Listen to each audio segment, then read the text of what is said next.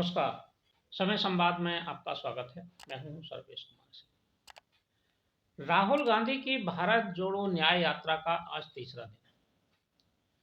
14 तारीख को मणिपुर के थोबल से इनकी यात्रा शुरू हुई थी और आज यात्रा कोहिमा पहुंच गई, नागालैंड राज्य में पहुंच गई। नागालैंड में उनकी सभा हुई है और उन्होंने लोगों से भी बात की है। राहुल गांधी ने अपनी यात्रा के तीसरे ही दिन जैसे कि आशंका थी कि वो राम मंदिर पर कुछ ना कुछ जरूर बोलेंगे, उन्होंने राम मंदिर पर आज प्रतिक्रिया व्यक्त कर दी और उन्होंने वही प्रतिक्रिया व्यक्त की है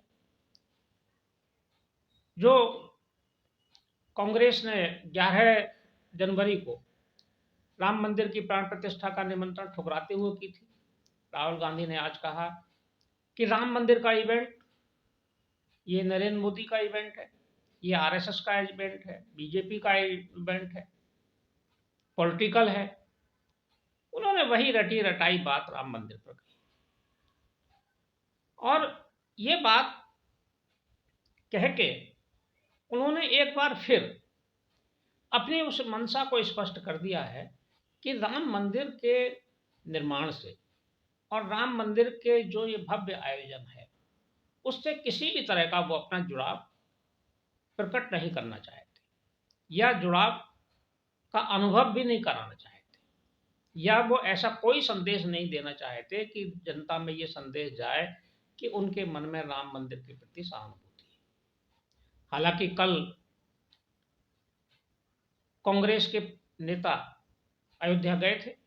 प्रदेश कांग्रेस कमेटी के अध्यक्ष अजय राय के नेतृत्व में वहां कांग्रेस कार्यकर्ता पहुंचे थे। साथ में कांग्रेस के जो प्रदेश प्रभारी हैं अविनाश पांडे वो भी थे और स्थानीय कार्यकर्ता थे। हालांकि वहां उन्होंने दर्शन किए, सरयू स्नान भी किया और उसके साथ ही वहां एक विवाद भी हो गया, हंगामा हुआ। हंगामा इसलिए हुआ कि कांग्रेस के कुछ कार्यकर्ता जब दर्शन करने जा रहे थे तो वो कांग्रेस का झंडा लेकर गए। तो कांग्रेस का झंडा ले जाने पर स्थानीय लोगों ने आपत्ति कर दी और उन्होंने उसका विरोध किया। लोगों ने कहा जो राम भक्त थे, देश भर से आए हुए थे, अब वो ये भी नहीं कहा जा सकता कि वो स्थानीय थे, कहाँ से आए थे, कौन थे, लेकिन राम भक्त थे, वो भी दर्शनार्थी थे। उन्होंने झंडा ले जाने पर आपत्ति की और कहा कि अगर झंडा ही लाना है तो भगवान राम का झंडा लाओ, भगवा झंडा लाओ, हनुमान जी का झंडा लाओ।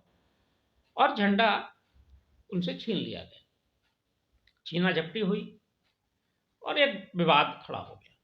कांग्रेस ने आरोप लगाया कि ये लोग प्रायोजित थे, ये बीजेपी के लोग थे। हालांकि वो बीजेपी और संघ से उनका कोई मतलब नहीं था, वो स्थानीय भक्त थे या जो दर्शनार्थी थे, श्रद्धालु थे, वो लोग थे। और ये जो हुआ कल, ये भी कांग्रेस के उस जो निर्णय लिया है उसकी प्रतिक्रिया ही है। कांग्रेस ने जिस तरह से निमंत्रण को ठुकराया है उससे राम भक्तों में और सनातन धर्मावलंबियों में एक तरह का आक्रोश, कल की घटना उस आक्रोश का प्रकटीकरण थी। वो कांग्रेस का झंडा देखते ही भड़क गए लोग और वहां भारी विवाद हुआ। हालांकि कांग्रेस के जो स्थानीय नेता हैं प्रदेश स्तर के, उन्होंने ये जाहिर करने की कोशिश की कि वो राम भक्त हैं, राम में आस्था रखते हैं, भगवान के दर्शन करने आए हैं। एक तरफ तो कांग्रेस के जो केंद्रीय नेतृत्व है वो बार बार निमंत्रण ठुकराने के बाद से लगातार राम मंदिर पर ऐसी बयानबाजी कर रहे हैं कि जैसे किसी को ये ना लगे कि उनका कोई भी किसी तरह की सहानुभूति है। दूसरी तरफ प्रदेश कांग्रेस कमेटी के नेता अयोध्या जा रहे हैं, तो वो जनता में क्या संदेश देना चाहते हैं ये खुद ही स्पष्ट नहीं। अगर राम में आस्था है, अगर भगवान राम में मंदिर निर्माण में अगर प्रसन्नता है तो कांग्रेस को आना चाहिए था। कांग्रेस के 3 नेताओं को निमंत्रण मिला था, कोई जरूरी नहीं है तीनों आते, उन 3 में से कोई एक आ सकता था, 2 आ सकते थे, लेकिन एक भी नहीं आ रहा। कम से कम अरविंद केजरीवाल से ही सीख ले लेनी चाहिए थी। कि अरविंद केजरीवाल आ रहे हैं,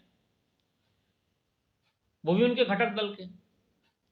लेकिन कांग्रेस किसी से कोई सीख लेने को तैयार नहीं है और किसी गलती से सबक लेने को भी तैयार नहीं है। कांग्रेस सनातन के अपमान का परिणाम देख चुकी है 3 राज्यों के चुनाव में, छत्तीसगढ़, राजस्थान और मध्य प्रदेश। 2 राज्यों की सरकार कांग्रेस ने सिर्फ इसलिए गंवा दी कि उसने चुनावों से ठीक पहले सनातन के अपमान करने वाले लोगों को अपने गले लगा कर रखा। कांग्रेस के ही एक प्रखर नेता आचार्य प्रमोद कृष्णन ने तो बड़ा साफ कहा था कि सनातन का श्राप ले डूबा कांग्रेस को, और कांग्रेस है कि सुधरने का और अपने निर्णय प्रक्रिया में सुधार करने का कोई प्रयास नहीं कर रही। दरअसल इसके पीछे का एक गणित है, और ये गणित यह है कि कांग्रेस को ये लग रहा है कि कर्नाटक और तेलंगाना में जीतने के बाद हमें उत्तर प्रदेश में भारी संख्या में अल्पसंख्यकों का, मुसलमानों का वोट मिलने जा रहा है। उन्हें यह लग रहा है कि जैसे कर्नाटक में वोट मिला मुस्लिमों का और तेलंगाना में मिला, वैसे ही हमें उत्तर प्रदेश में भारी संख्या में वोट मिलेगा, और अगर हमने राम मंदिर से कोई निकटता दिखा दी तो वो वोट हमसे दूर चला जाएगा।